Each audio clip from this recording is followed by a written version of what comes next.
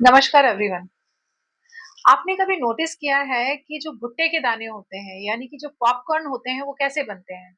जब हम उसको बनाने जाते हैं तो कोई इधर से कोई उधर से यानी कि सब इकट्ठे नहीं बनते। आप समझ सकते हैं कि एक ऐसी स्थिति हमारे दिमाग की भी हो सकती है, लाइक मल्टीटास्किंग। हम फोन को स्क्रॉल करते रहते हैं सारा दिन। हमारा दिमाग जो है 5 मिनट के अंदर कभी ये वीडियो, कभी वो नोटिफिकेशन, कभी दूसरा वीडियो, कभी दूसरा गाना, कोई न्यूज, लगातार हम स्क्रॉल करते रहते हैं। और जो अटेंशन है, वो हमारा जो उसका स्पैन है वो बहुत कम होता चला जाता है।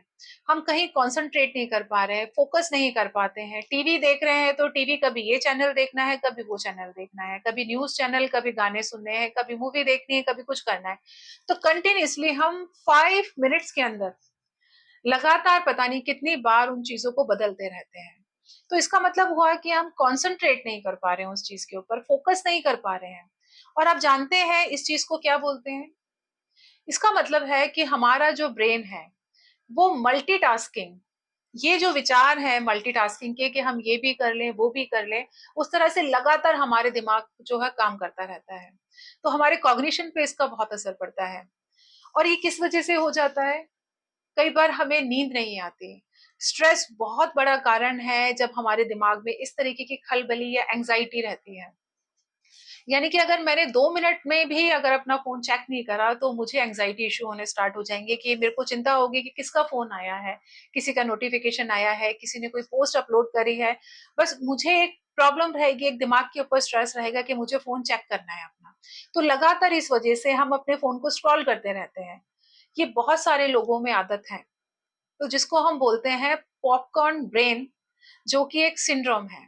ये एक ऐसी स्थिति हो जाती है जिसमें हमारे दिमाग के अंदर लगातार मल्टीटास्किंग विचार आते रहते हैं कि हम ये भी कर लें वो भी कर लें, हम कुछ भी कर रहे हैं, हम पढ़ाई कर रहे हैं, पर हमारा दिमाग में सिर्फ ये चलता रहता है कि किसी का मैसेज आया होगा, कोई नई पोस्ट आई होगी। और अगर आप फोन उठाते हैं तो लगातार आप कंसंट्रेट नहीं कर पाते किसी एक चीज के ऊपर।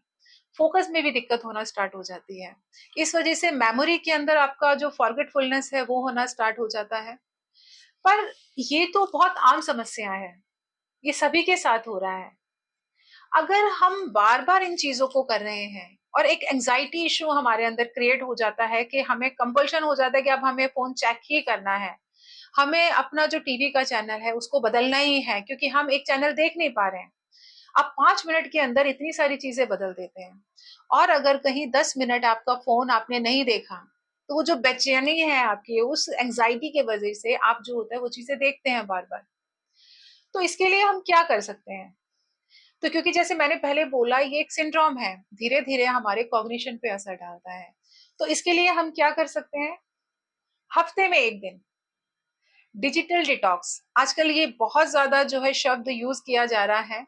जैसे कि हम व्रत रखते हैं, उपवास रखते हैं एक दिन का, जिसमें कि कुछ लोग कहते हैं कि हम पानी नहीं पीते कुछ समय के लिए, कुछ कहते हैं कि हमें 2 टाइम का हमें खाना नहीं खाते, हम लोग रात को खाते हैं। वो हम अपनी बॉडी के लिए, अपने मन के लिए कर रहे हैं। पर अगर हम डिजिटल डिटॉक्स है, वो जो डिजिटल प्लेटफॉर्म पे हम चीजें करते हैं, तो हमें उसको स्टॉप करना होता है। और जो लोग पूरे दिन के लिए इसको स्टॉप नहीं कर पाते, 2 घंटे 3 घंटे अपने लिए एक गोल सेट कीजिए कि मैं हफ्ते में एक दिन 2 घंटे के लिए, 3 घंटे के लिए बिल्कुल फोन नहीं चेक करूंगा, मैं बिल्कुल, मुझे नहीं देखना है। इसके अलावा आप क्या कर सकते हैं? अखबार पढ़ने की आदत डालिए, न्यूज़पेपर। और प्रॉपर एक पेन या पेंसिल लेके आप पढ़िए। कोई भी एक न्यूज आप पढ़ते हैं, कोई भी जो आपके पसंद की न्यूज हो जो आप पढ़ना चाहते हैं, गेम्स हो सकता है, फिल्मों के बारे में हो सकता है, पॉलिटिक्स हो सकता है, जो भी आपको लगता है कि आपका अच्छा सब्जेक्ट है, जो आपको पसंद है, तो आप उस न्यूज को पूरा पढ़ें। और जहां जहां इंटरेस्टिंग से कोई शब्द दिखते हैं तो उसको उस पेन और पेंसिल से गोला करिए, उसे सर्कल कीजिए और उस न्यूज को पूरी तरह से पढ़िए। अपनी हॉबीज को डेवलप कीजिए। सोशलाइजेशन जो होता है, आजकल लोग बहुत ज्यादा मिलना जुलना पसंद नहीं करते, पर आप इस चीज को बढ़ावा दीजिए। अगर हम ऐसी बहुत सारी चीजें करते हैं। और लास्ट, माइंडफुलनेस, रिलैक्सेशन थेरेपीज यानी कि प्राणायाम।